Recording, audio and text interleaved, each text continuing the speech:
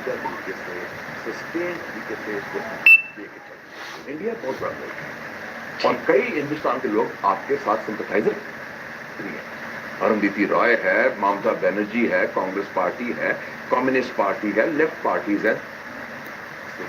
मैं ये कहता हूँ कि कश्मीर की आज़ादी और मकबूजा कश्मीर के मुसलमानों की मिजरी के खात्मा का रास्ता कैसे निकलेगा जब जंग भी नहीं करते और मुज़ाकरात भी नहीं। का रोल बड़ा हमें ये इशू को अब बड़े संजीदा तरीके से सस्टेन तरीके से इसको लेके चलना है। इंडिया बहुत बड़ा मुल्क है और कई हिंदुस्तान के लोग आपके साथ सिंपथाइजर भी हैं। अरुंधति रॉय है, ममता बनर्जी है, कांग्रेस पार्टी है, कम्युनिस्ट पार्टी है, लेफ्ट पार्टीज है, दलित पार्टीज है। हिंदुस्तान सारे लोग तो नहीं मोदी के साथ ना। इंडिया बहुत बड़ा मुल्क है और कई हिंदुस्तान के लोग आपके साथ सिंपथाइजर भी हैं। अरुंधति रॉय है, ममता बनर्जी है, कांग्रेस पार्टी है, कम्युनिस्ट पार्टी है, लेफ्ट पार्टीज है, दलित। कांग्रेस ने कर्नाटक में गवर्नमेंट बनाने के बाद वहां क्या नाटक किया है वो भी जरा देख लेते हैं। यहाँ भी सेम पैटर्न। कर्नाटक स्टेट का टोटल बजट 3,400 करोड़, 3.5 लाख। कांग्रेस सरकार 1.5 लाख करोड़ से ज्यादा रुपए तो पेंशन और अपने कर्ज पर ब्याज देने में खर्च कर 2023-24 तक कर्नाटक पर 85,000 करोड़ कर्ज है और इसकी रेवड़ी बांट पॉलिसीज की वजह से अगले साल कर्नाटक कर्ज के मामले में 1 लाख करोड़ के मैजिक फिगर को टच कर जाएगा। दोस्तों शाबाश बेटा, बहुत बढ़िया। कांग्रेस की गारंटी स्कीम के अंडर 2023 तक 36,000 करोड़ रुपए खर्च होते थे और इस बार ये खर्चा 52,000 करोड़ रुपए हो जाएगा। अब आप जानते हैं कि इस सबसे होता क्या है। अब जो मैं कहने जा रहा हूँ ना, प्लीज उसको ध्यान से सुनिएगा, बिल्कुल मजाक की बात नहीं।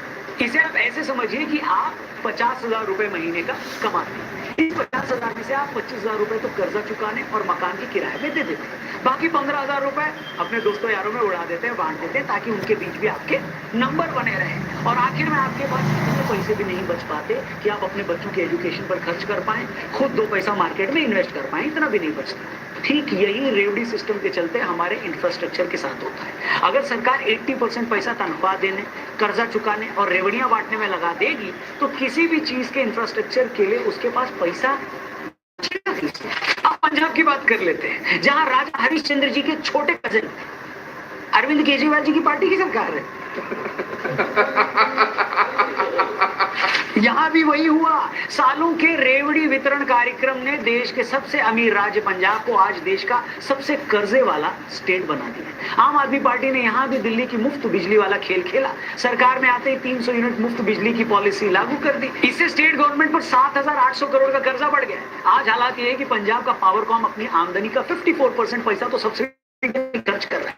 इन सबसे खर्चों की जो चेन बनती है ना, उसने इन बिजली कंपनियों को कर्जे में दबा दिया है। कई पावर प्लांट बंद होने की स्टेज पर आ गए। मगर हमें इससे क्या, हम तो ये सोचकर खुश है ना कि चलो हमें तो 300 यूनिट फ्री बिजली मिल रही है भैया, मुबारक हो। कम लोग ही इस बारे में बात करते हैं कि पंजाब में आम आदमी पार्टी के फाइनेंस मिनिस्टर हरपाल सिंह ने 3 महीने पहले जब पंजाब का इंटरिम बजट पेश किया था तो उसमें उन्होंने 4,500 करोड़ रुपए तो सिर्फ पंजाब पर चढ़े हुए कर्जे का ब्याज देने के लिए रखे थे। मतलब पंजाब में आज सरकार अपने कर्जे का इंटरेस्ट देने में इतना पैसा खर्चा कर रही है जितना वो वहां की एजुकेशन, कृषि और पुलिस डिपार्टमेंट में नहीं कर पा रही। और यही बात मैंने थोड़ी देर पहले कही थी कि जब आप फ्रीबीज बांटने में इतना पैसा खर्च कर दो, जब कर्जे माफ करने के लिए स्टेट गवर्नमेंट खुद कर्जे लेगी तो सरकार के पास किसी और डेवलपमेंट के लिए पैसा कहां से आएगा। वैसे भी आलू से सोना बनाने वाली मशीन तो अभी अंडर कंस्ट्रक्शन है? तो अभी तो थोड़ा टाइम लगेगा नहीं। मैं फिर से इस बात को अंडरलाइन कर दूं दोस्तों कि लोगों में फ्री की चीजें बांटकर उनका वोट खरीदना एक ऐसा काम है जो हर पॉलिटिकल पार्टी कर रही है। आरबीआई ने तो इस बारे में कई बार सरकार को अलर्ट भी किया। मगर जिस देश में नेताओं का मकसद जैसे तैसे सरकार में आकर अपनी जेब भरना हो, वहां देश की बात करना वैसा ही है जैसे भूख से मरते आदमी को ज्यादा खाने से होने वाले नुकसान बताना। क्या बात है सर। इसमें कोई डाउट नहीं है बॉस कि भारत में आज भी इतने लोग गरीबी में जी रहे हैं कि उनके लिए वेलफेयर स्कीम जरूरी है। जो भूखे हैं उन्हें खाना मिल सके, सरकारी स्कूलों में बच्चों को मुफ्त एजुकेशन मिल सके, अस्पतालों में मुफ्त इलाज हो। मगर वेलफेयर स्कीम और वोट के लिए फ्री में चीजें बांटने में फर्क होता है बॉस।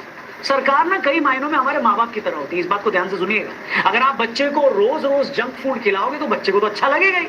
बच्चे को तो ये भी लगेगा कि मेरे मम्मी पापा कितने अच्छे हैं, रोज मुझे मेरी मर्जी का खाना खिलाते। मगर रियलिटी में अगर कोई पेरेंट्स करें तो सबसे बड़े दुश्मन है। बच्चों की सेहत ही तो खराब कर रहे हैं, उनका फ्यूचर बर्बाद कर रहे हैं। और रियल लाइफ की तरह पॉलिटिक्स में भी ऐसा करने वाले नेता अपने बच्चों यानी जनता को सिर्फ इसलिए जंक फूड दे रहे हैं